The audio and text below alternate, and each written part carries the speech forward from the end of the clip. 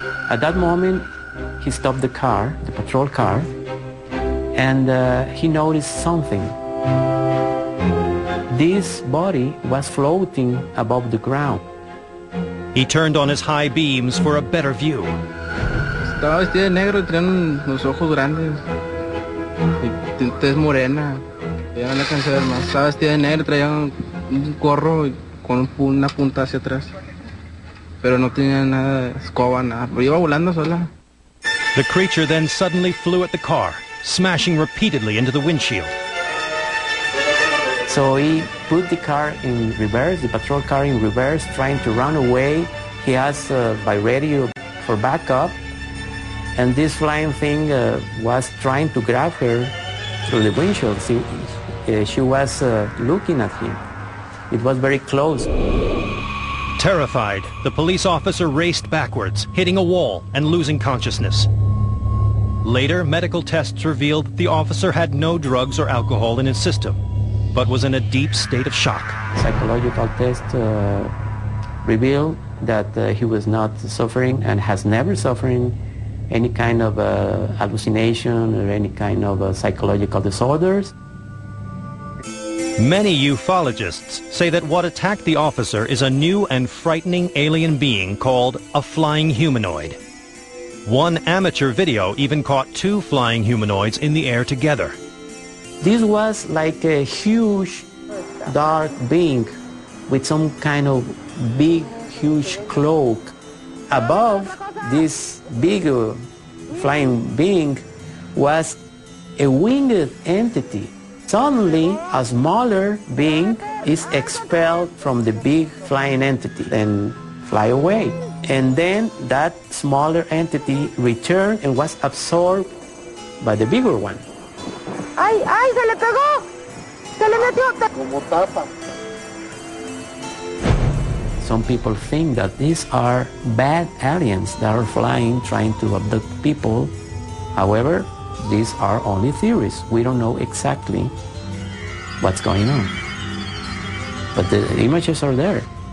UFO investigator Stanton Friedman doesn't find these images persuasive evidence that the creatures are real.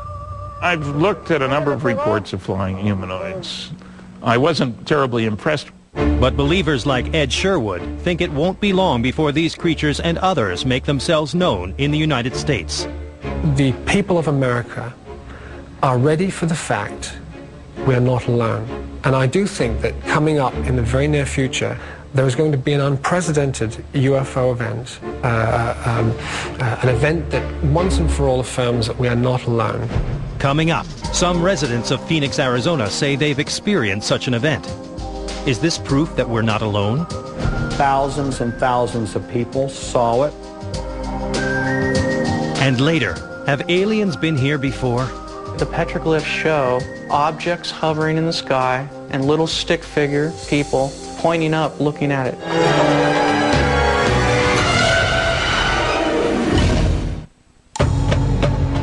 The desert climate of Phoenix, Arizona has made it one of America's fastest growing cities.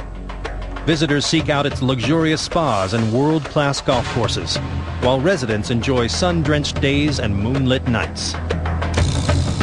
But on the evening of March 13, 1997, as people across the state gathered outside, hoping to catch a glimpse of the famous Hale-Bopp comet, those clear desert skies revealed something far more spectacular. What emerged from the Arizona night triggered the biggest UFO controversy since Roswell. Immediately overhead was something that did not compute. We had never seen anything like this before. It was enormous, it was absolutely silent, and it was moving fairly slowly. I felt as if I could reach up and touch it. My sense at the time was that something extraordinary was happening on our planet.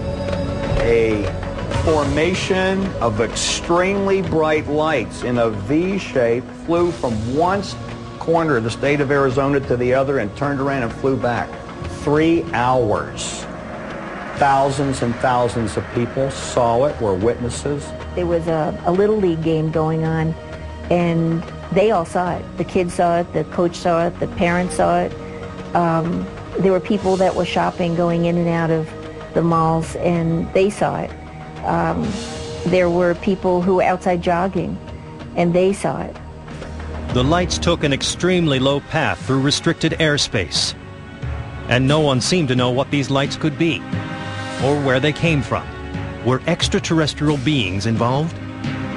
Concerned, Frances Emma Barwood brought the matter up at a televised council meeting. But city officials quietly urged Barwood to drop the subject. One of the assistant city managers came to me and told me, if anybody asks, you know nothing and don't talk about it. Barwood decided to pursue the mystery further, but no matter what branch of government she turned to, Barwood says she came up against a brick wall. As far as the Phoenix Lights are concerned, the government knows nothing. Barwood believes that if the government had investigated the matter, they would have discovered that a handful of witnesses had also filmed the strange light formation. Jeff Willis, a UFO photographer for over 10 years, was in the mountains above Phoenix that night and shot video of the lights at 7:30 p.m., almost 3 hours before the mass sighting.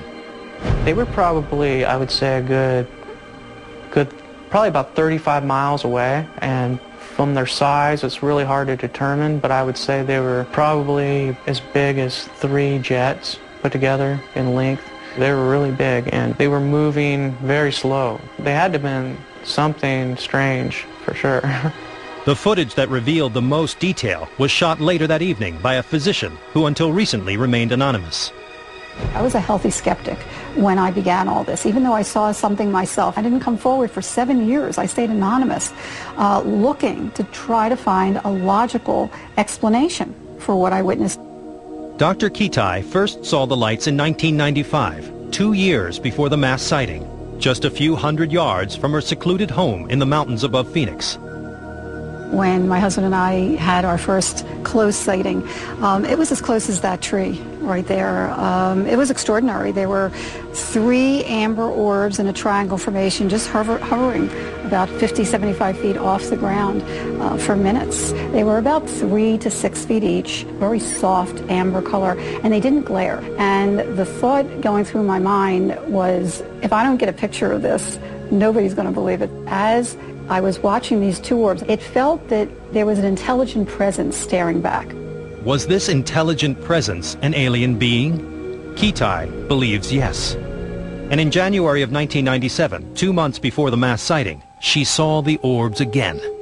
This time they were at a distance, and they were far west, and I noticed them, they were in a line formation. As I'm ready to shoot the 3, suddenly 6 amber orbs in a row, equidistant from each other, massive span, it was over a mile wide, popped up over the 3. It was really unnerving. I have to tell you, I started to shake a bit.